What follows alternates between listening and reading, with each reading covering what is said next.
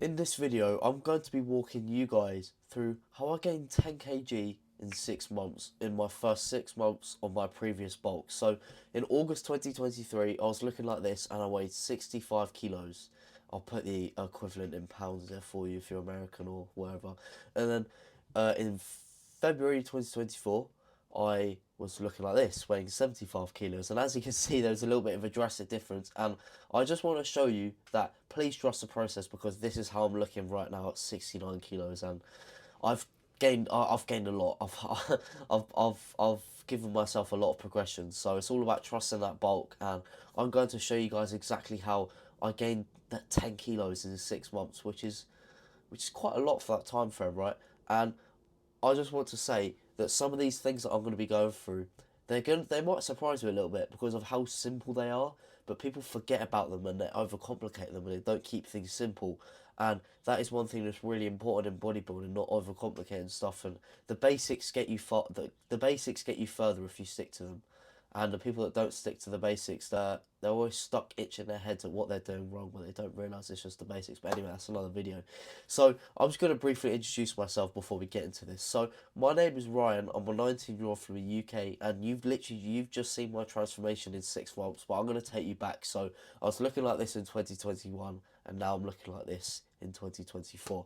And I'm on a mission to inspire young, skinny men who want to build muscle, but they don't necessarily know how to sculpt their physiques, and I really want to be their driving force and help them to do that. So, and without further ado, let's get into the video. So, the first thing that I'm going to talk about, I mean, it's not a shocker at all. You should all know this. So, in order to bulk and in order to gain weight, you have to be in a caloric surplus. And I think I talked about this in a couple of videos ago, but if you're new here or you can't remember what a caloric surplus is, I'll recap it for you. So basically, it's when you eat in excess to what your body actually needs. So you eat more than what your body needs to function in a day. For example, if you had to eat 2,000 calories to stay at the same weight, so if you were 70 kg and your maintenance calories for the day is 2,000 calories. So if you ate 2,000 calories, you'd stay the exact same weight. But if you ate 2,500 calories,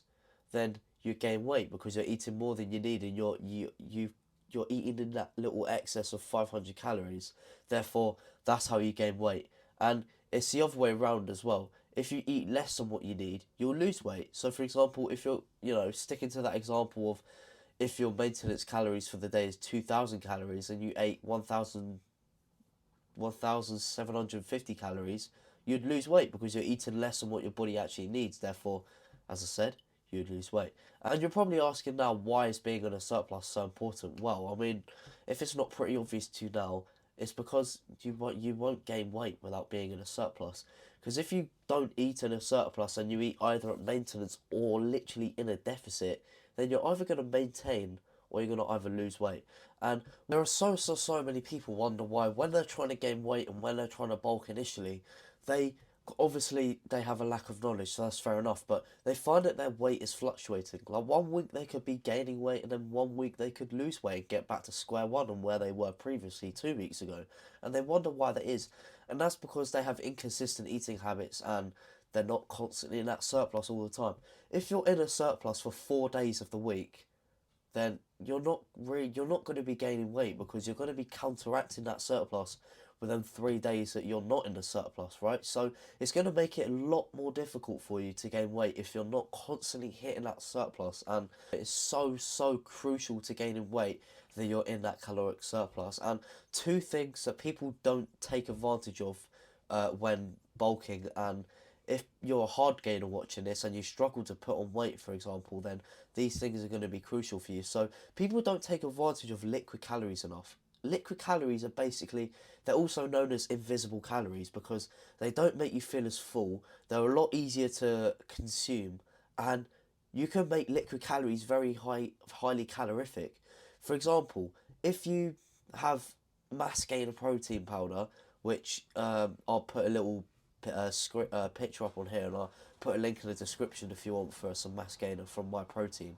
Here's some mass gainer from My Protein. I'll get the one up I use. I can't remember the stats of it, but it is stacked with calories that contain high protein, high carbs, and good fats, and that is what you want in a bulk. And I was having this on the bulk as well, just to let you know. I'll put it in the link below if you. I'll put the link below if you want it.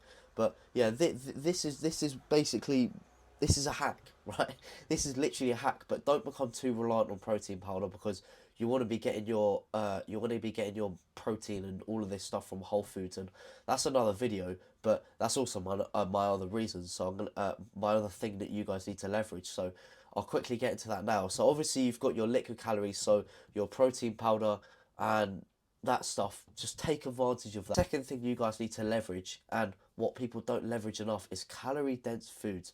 And what I mean by this is not necessarily smaller portions, but portions of food that contain high calories and the macronutrients are good, so they contain high protein, they contain carbohydrates. So for example, a really, really good calorie dense meal is spaghetti or pasta with meatballs.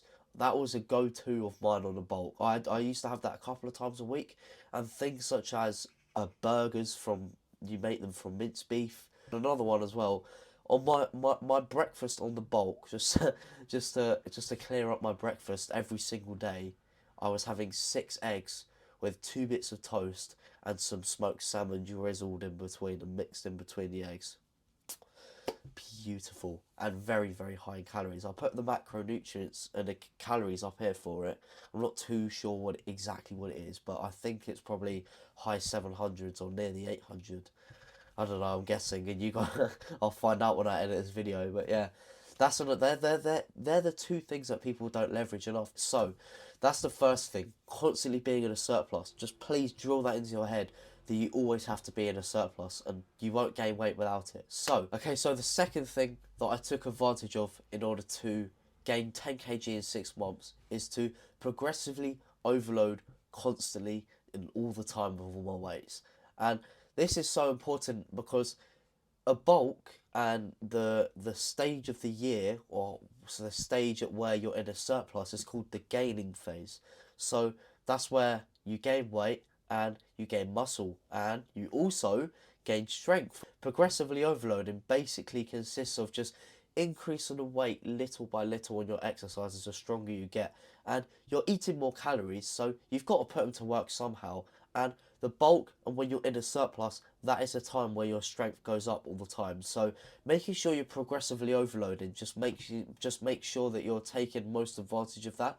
And what people don't do is that they stay comfortable, they stay at the same weights, and they don't want to progressively overload, and they don't want to increase the weight. And that is where they're going wrong, because they're missing out on their gains, because the weight that they stay on gets too easy for them, and then they end up staying at that same weight, and then they end up getting comfortable, and that can affect training intensity and all of that stuff, which can contribute to hindering progress, right? So making sure you're progressively overloading and being hungry to try new weights, and being hungry to go to failure, and being hungry to get assisted reps, and being hungry to beat what you did last week is so important.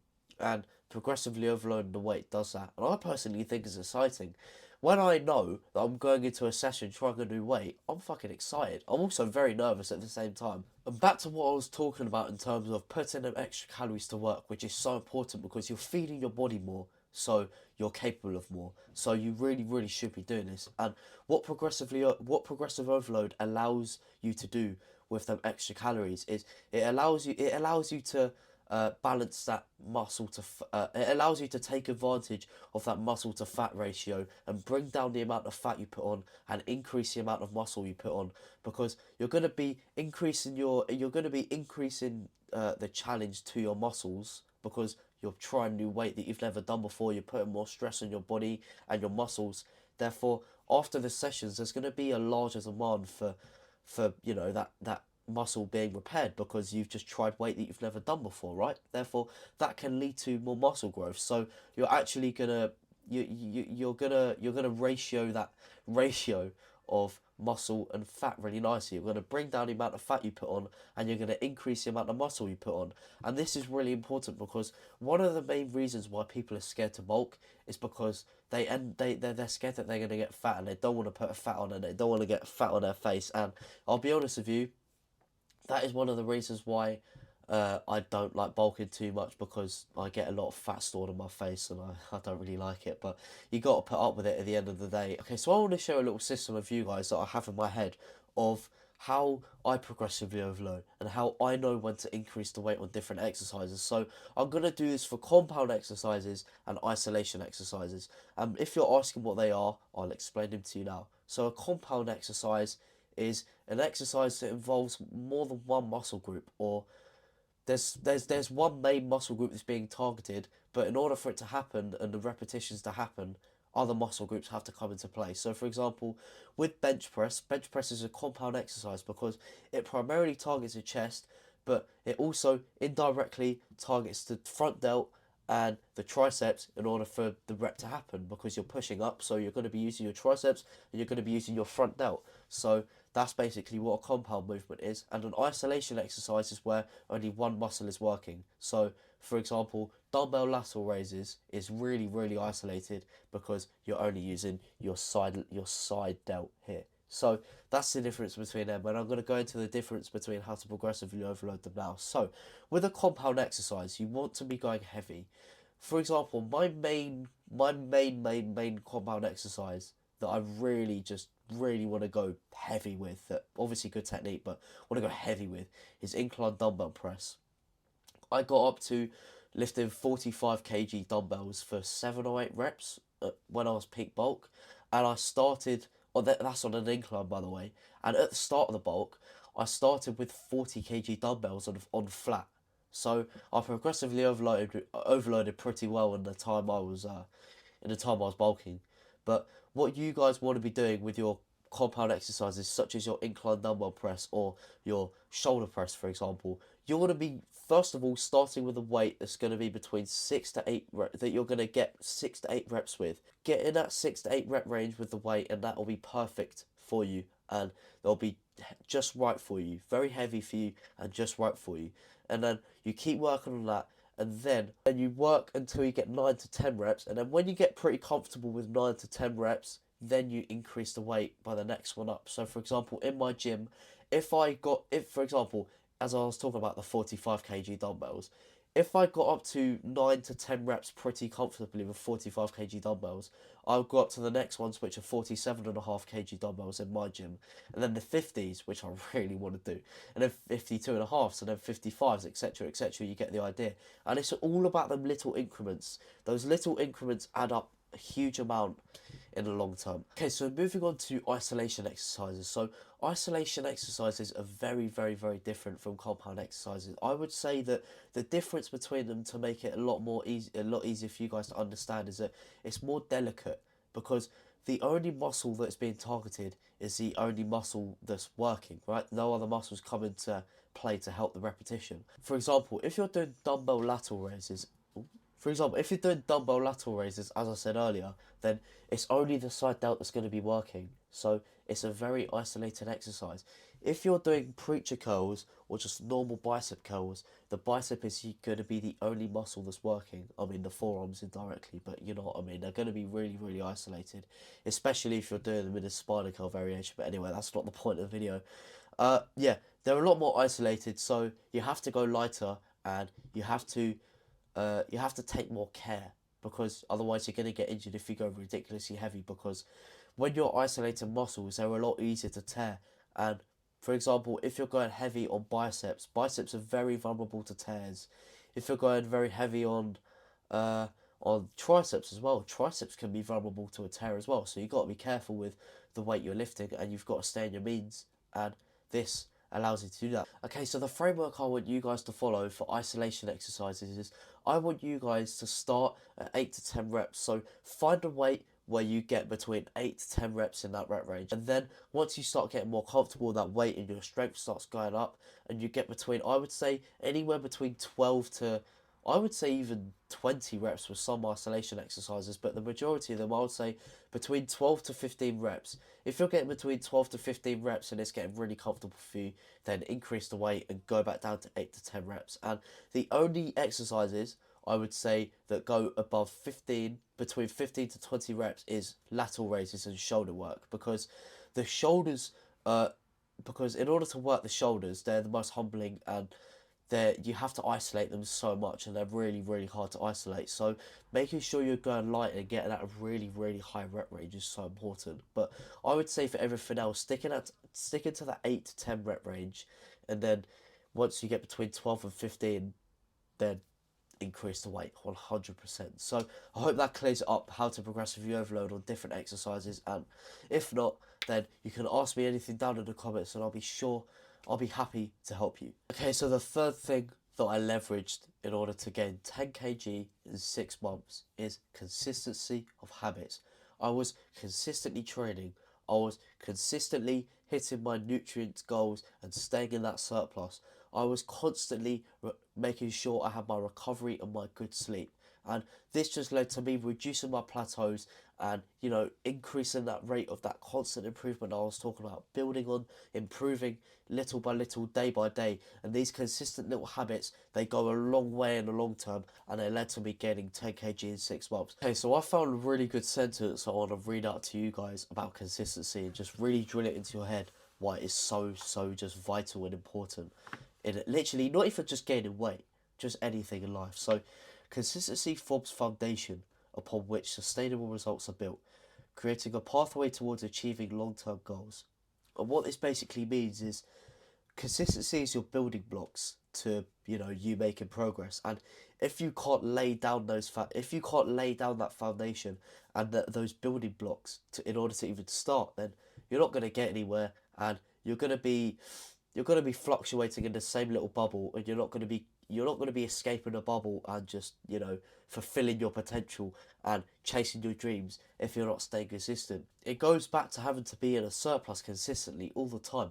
If you're not in a surplus all the time, and you're really hit and miss with your surplus, and how on earth do you think you're going to gain weight? It's all about that consistency. And I've written a couple of things down about how to help you guys build some consistency if you're struggling with it in order to gain weight. So you've got to work on one thing at a time. If you're trying to work on getting your nutrition completely locked in and perfect, and you're trying to get your training regime perfect, then one thing's going to lack, and the chances of both of them lacking and you losing consistency with both of them is going to be very, very likely, because it's going to be a bit overwhelming for you at the start. It's like if you all of a sudden try to, if you've never been to the gym before and you've never run a business before, but you start to do them on the exact same days and try and get into good habits of them at the exact same time, then you're gonna get nowhere with both of them, because as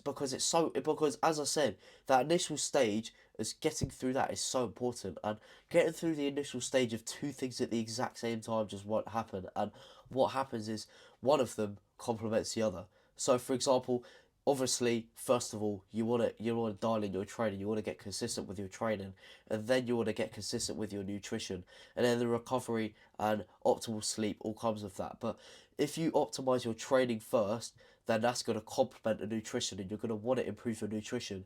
However, if you did them both at the same time, it will literally demotivate you, because getting through that initial stage with two things at the same time, as I said, is very, very hard. So what I would suggest is getting your training consistent and then getting your nutrition consistent if you're struggling with both of them. So that's the first thing. Number two, in order to help you get consistency, is don't jump the gun. And what I mean by this is people skip the simple stuff. People skip what they need to do because they see someone at a really, really high level doing something, and they skip straight to that, which is really what you should be doing. Okay, so I'll give you an example with my diet, for example. So, as I said, my breakfast is 6 eggs with 2 bits of toast and little bits of salmon in between. That is a lot of food, and that is not the average portion for the average human, right? If I gave that to myself when I started the gym, skinny me at 51 kg, I'll probably barely get through 3 eggs and maybe 1 bit of toast. So you can't expect to start ahead of everyone else. You can't expect to skip steps. You've got to start at level one on the ladder, and then you've got to slowly increase. When I started the gym, I remember my portions were so tiny and I could barely eat. Like, I was eating like 2 eggs, right? You don't go from 2 to 6 eggs straight away. You slowly build it up over time, and that's the importance of consistency. And if you jump straight into the big stuff, if you go from day one in the gym and you're bulking and you just try and stuff 6 eggs down you, it's gonna demotivate you to eat, and you're not gonna want to eat, and that could lead to really bad stuff. That could lead to having to force feed yourself and eating disorders and all of that stuff. But that's not this video at all, right? The whole point of it is, don't skip stage one and don't skip level one on the ladder. And you've got to work yourself up to level 2, level 3, level 4, level 5, level 6. It may seem demotivating, it's going to take a while to get there, but you've got to love the journey. You've got to enjoy the journey, and making that constant progression in your training and your nutrition and all of this stuff, and your physical health and your mental health.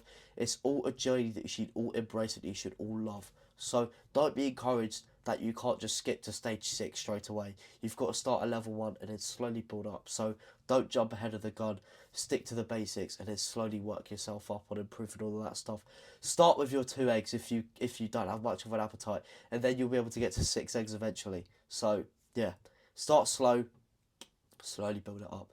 And then the final thing I would say is create a schedule. I don't mean planning out every 10 bloody minutes of your day. I mean planning when you go to the gym. If you're a morning person, then try and maybe go to the gym at 9:30 in the morning. If you're an afternoon person, go to the gym at 3 or 4 p.m. Or if you're an evening person, you might want to go to the gym at 6 or 7 p.m. It's completely up to you, and you tailor it completely to you and your needs, which will increase your motivation. So yeah, you may want to lay out when you train every day. You may want to lay out when you eat every day. So when you eat breakfast, lunch and dinner every day, when you have your protein shake every day. And it makes it a whole lot easier for you to get into a daily routine of all this stuff and build up that consistency slowly, slowly, slowly. Talking about that constant improvement, slowly building on it every single day.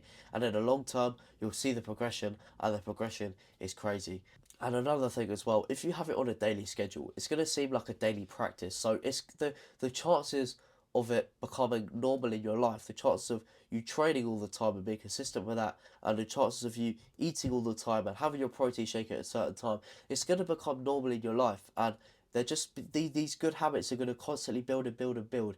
And as I said, the progression you'll see in 6 months, you're going to look back at it and you'll be like, wow. So the fourth thing that I took advantage of and that I just did to gain 10 kg in 6 months is I matched the heavy weights with high intensity. My intensity when I was training, I don't want to sound up my own arse, and I know compared to other people that are higher up than me and that have got more experience than me, my intensity may not be there. But for me, the intensity when I was bulking was fucking ridiculous. I was going to failure like probably 95% on 95% of my sets. Obviously, not including the warm up sets and stuff, but I was going balls deep in every set, like basically every single set, and giving it my all. And this is because you're eating extra calories. You've got to put them extra calories to use.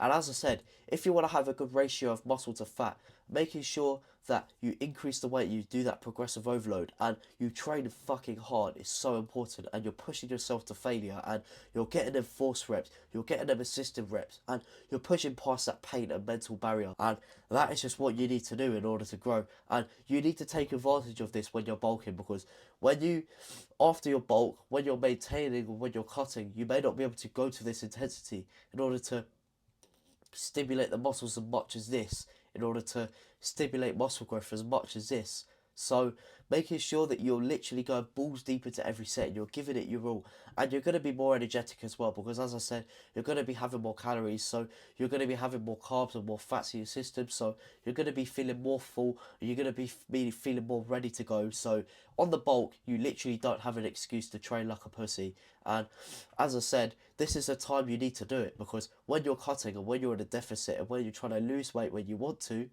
you're going to have to drop the intensity, because you're going to have less food and less nutrients in your body. Therefore, you're going to keep your protein the same, but you're going to be reducing your carbohydrates and your fats, because that's how you lose the weight, right?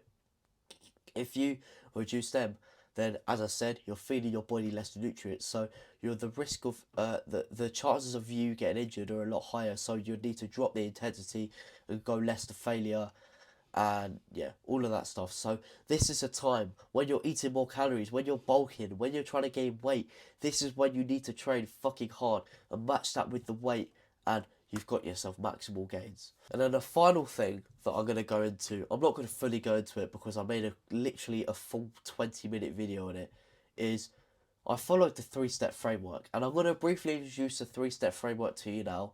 So the 3-step framework is technique, tempo, and weight. And what I mean by this is a 3-step framework in order to perfect how you perform exercises. So working on your technique of the exercise, so how you perform the exercise in general and the cues involved in it.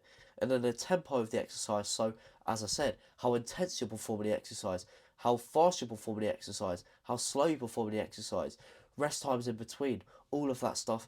And then the weight, so increasing the weight and progressively overloading the weight once you've boosted and once you've worked on and once you've perfected your technique and your tempo, you can then increase the weight. Because as I said in the previous video, the biggest mistake that people make is that they skip to stage 3 and they neglect the first 2 stages, which are, well, they're the most important stages in bodybuilding for gaining muscle. Because without good technique and good tempo, you're not going to be stimulating a muscle, therefore it's going to be harder to grow the muscle, right? So making sure you get those first 2 stages nailed down, that technique and that tempo, and then increasing the weight is so important. And as I said, I go into full detail on every single one, and I also go into a proper example at the end of it. So if you want to go watch that video, I'll leave it somewhere in the cards here. But that is the end of the video. Thank you so much for watching. I really hope you guys have enjoyed this. If you've enjoyed this video, I'd really appreciate it if you drop a like, drop a comment, and drop a subscription if you want to learn more from me. Without further ado, thank you so much for watching, and I'll see you guys in the next one. Whoop!